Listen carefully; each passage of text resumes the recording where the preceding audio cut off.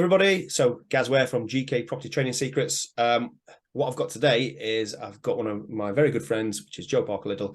She's an architect technician, and we're here to talk about the architecture, planning and projects. And this is going to be a series, so you'll see more and more being released. So keep with us.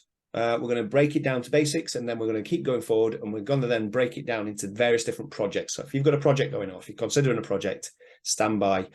We will tag it into the Facebook post so you all know what's going off. But thank you very much, Jo, for coming, and we appreciate you coming here. Oh, you're welcome. It's great to be here. Awesome. Yeah, we've been trying to get this done for a while, and I'm really glad you've done it because you will add amazing value to everybody that's there.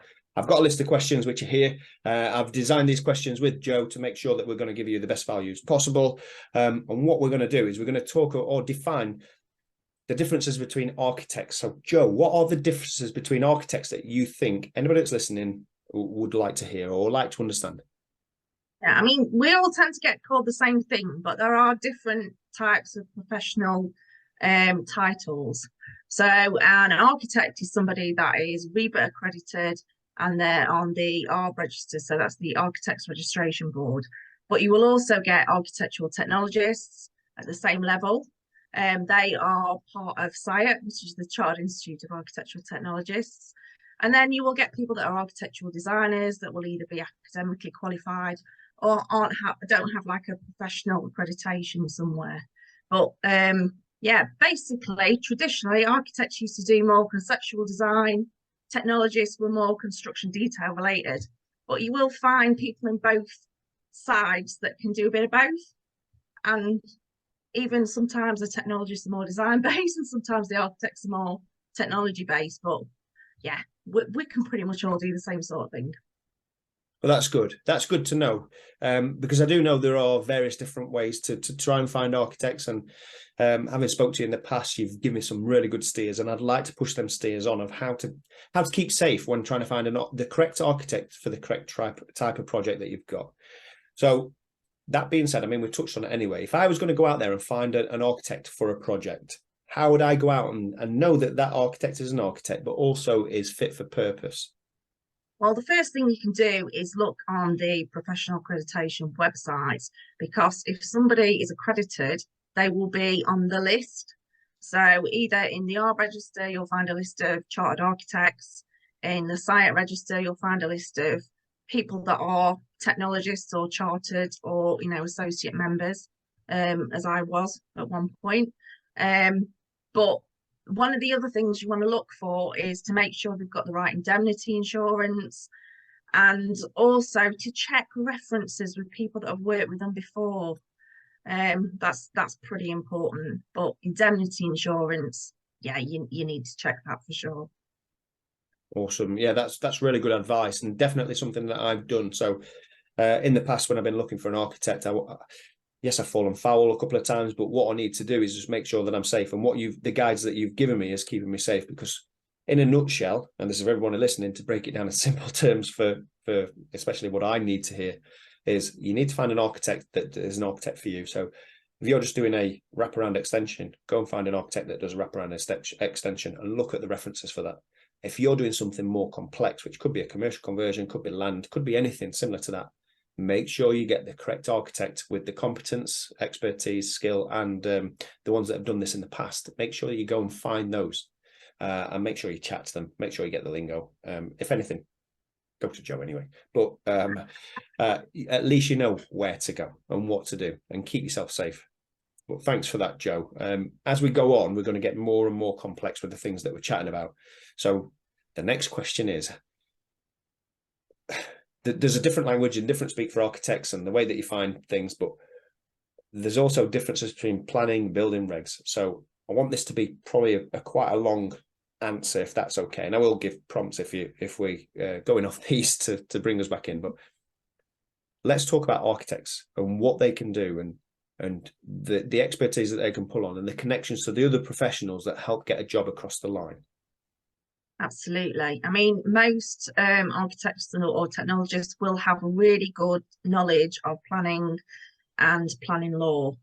So something really, really complex, like a huge development or somewhere that's in the middle of a really upbuilt sort of city centre, you would probably use a planning consultant as well, because even though most of us have got very good knowledge of planning, there is so many like trip up hazards in the way, and there's so many little bits of law that are constantly changing.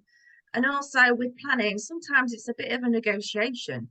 So you'll submit something that you think will pass and everybody will be happy with, and then you're back and forth until you've got something that you actually get your certificate of, it's been approved for. So yeah, you need to use a few different experts depending on the project as well.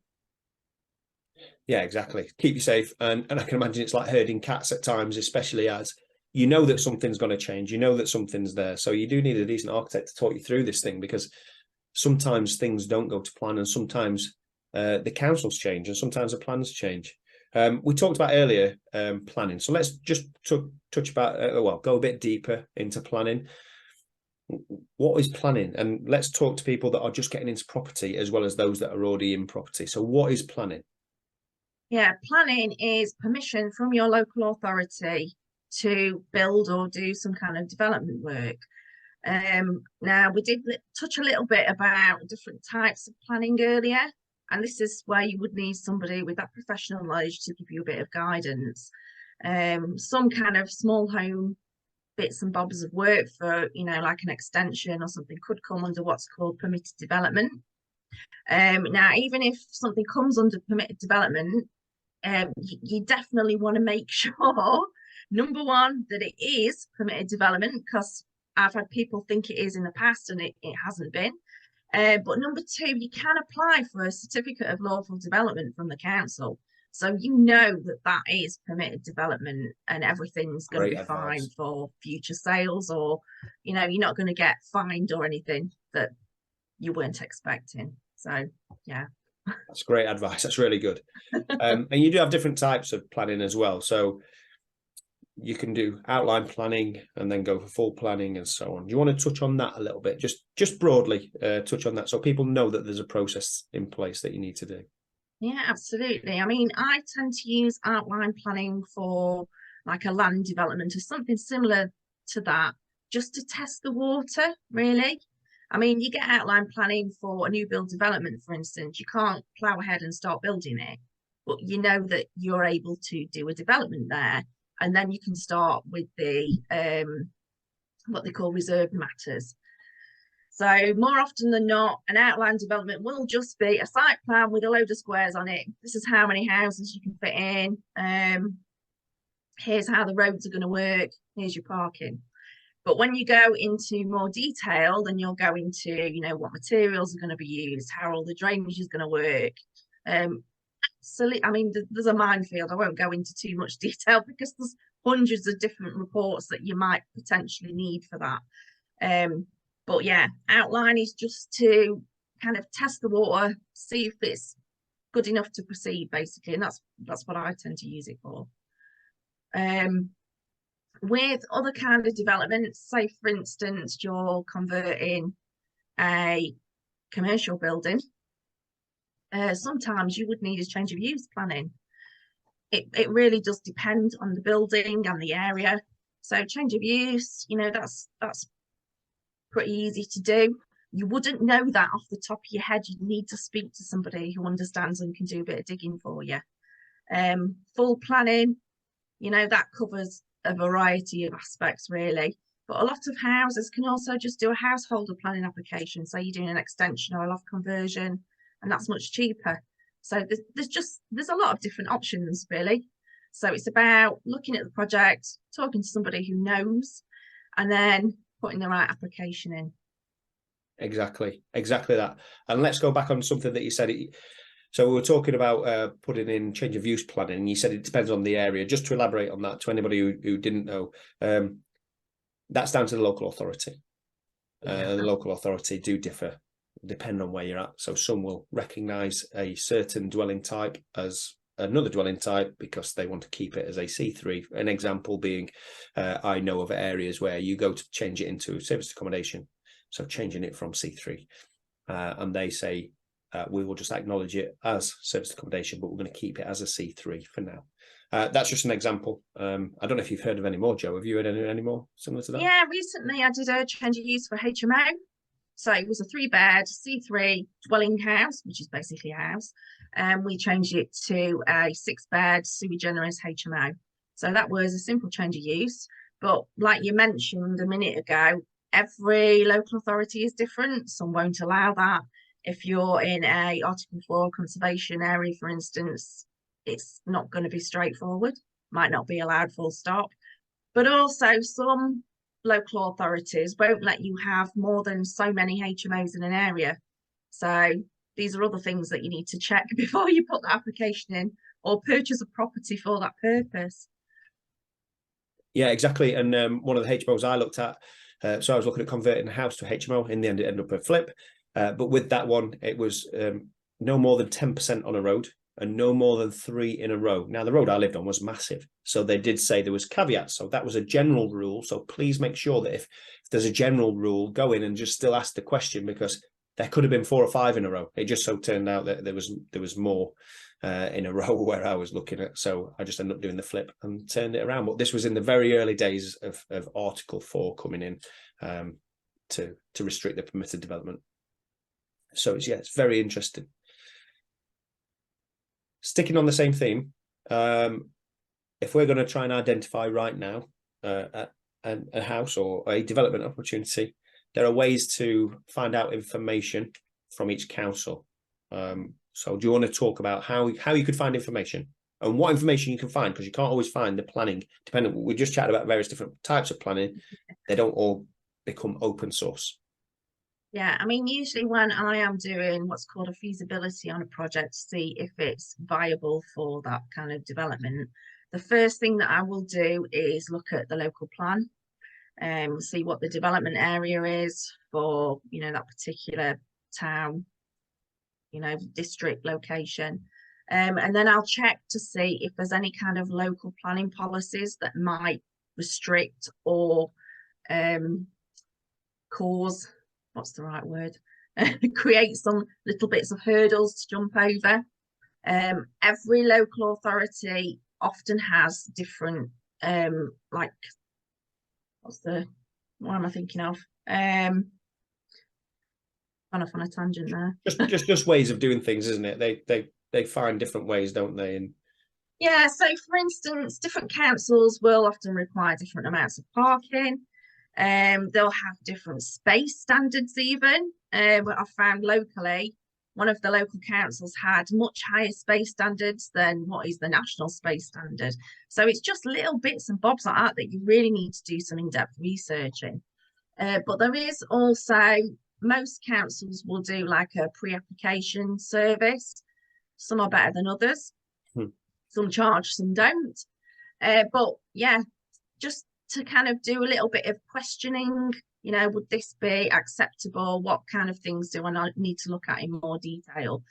But also you can consult a planning consultant and they'll do a bit more in-depth analysis. They'll look into other applications in the area, any other things that have kind of been passed that might be set as a precedent. So if it's been passed already, you've got a better chance of putting yours that is similar through.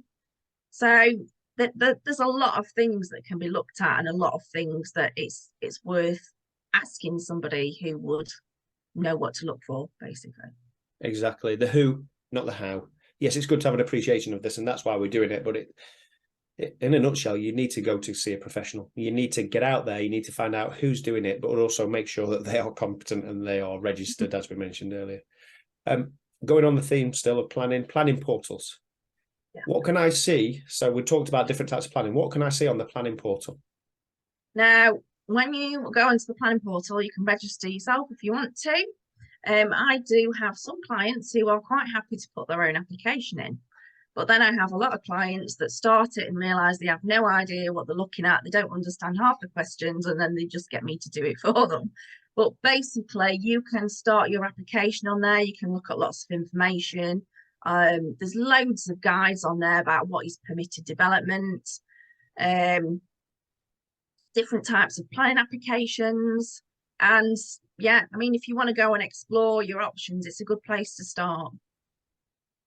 Yeah, it's good. I do like looking on there. There are some things that do blow my mind, so then I will go to a planning consultant to say what the hell's this. But there's certain things that you can see, certain things that you can't see. It's all down to open source data. But if you go for full plans, because it's in the public interest, you should be able to see a full plan and see what's on there. When we get plans, what do we see? I mean, you've got constraints, haven't you, that's on there that need to be fulfilled. And they change per one. I mean, we're going to stay on board with us, ladies and gents. This is a series, so a bit later on, we're going to break it down and talk about different projects. So HMOs, land, commercial conversions, refurb and uplift. And the reason I'm prompting that at this point is because we're going to be talking about the different constraints that you could particularly get on those ones. So stay with us.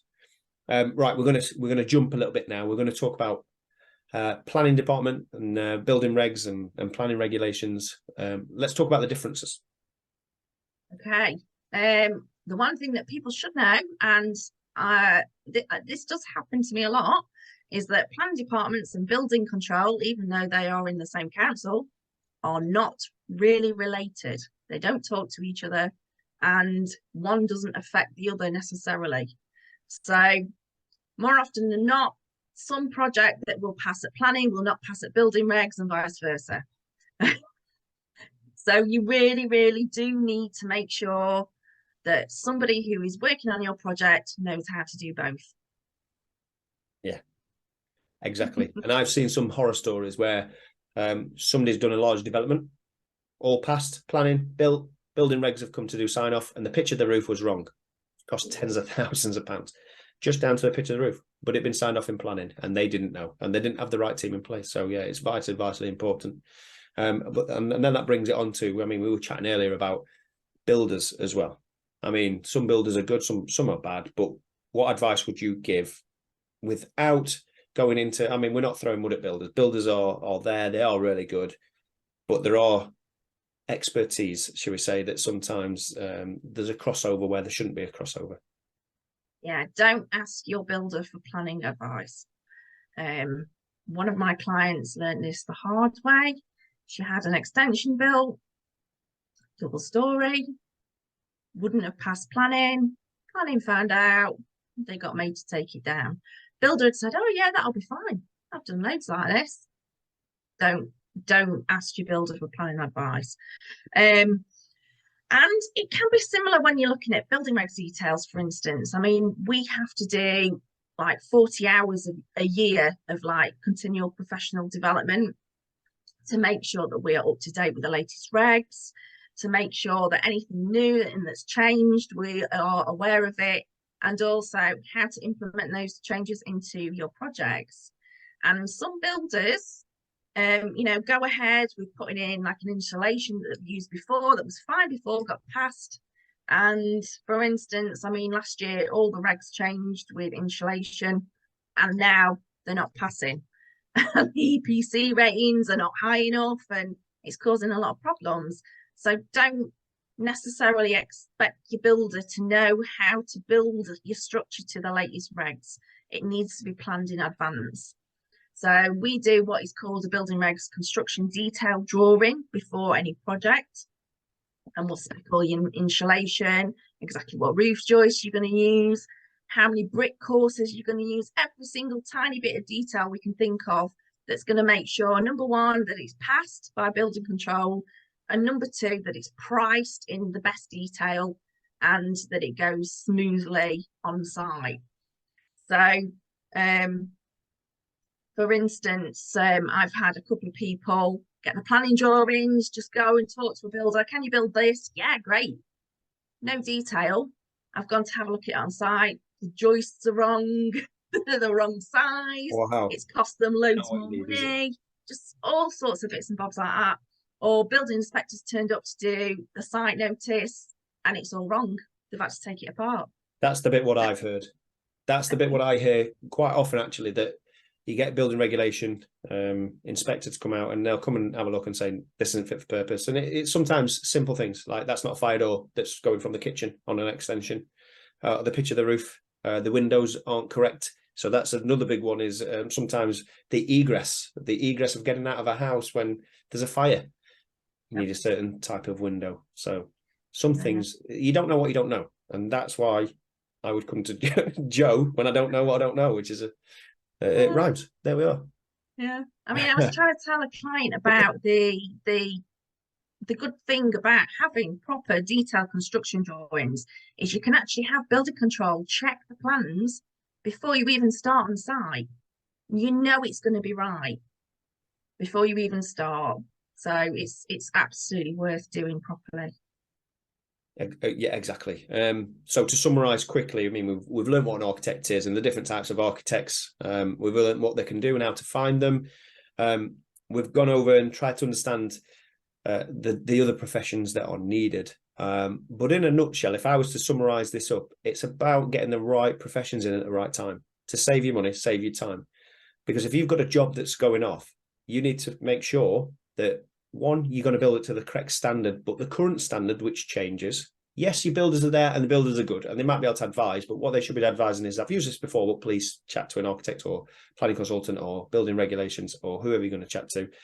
Get that done soonest, make sure that that's correct so you can cost it effectively and then start building before you get sign off. But ultimately, go speak to an architect when you need an architect, go speak to a planning consultant, make sure that they understand building regulations, make sure the builder is on board and aligned before you get it done. Now, thank you, Jo, for coming to do the first part. So this is the very, very first part of this. So this is the architecture, planning and projects.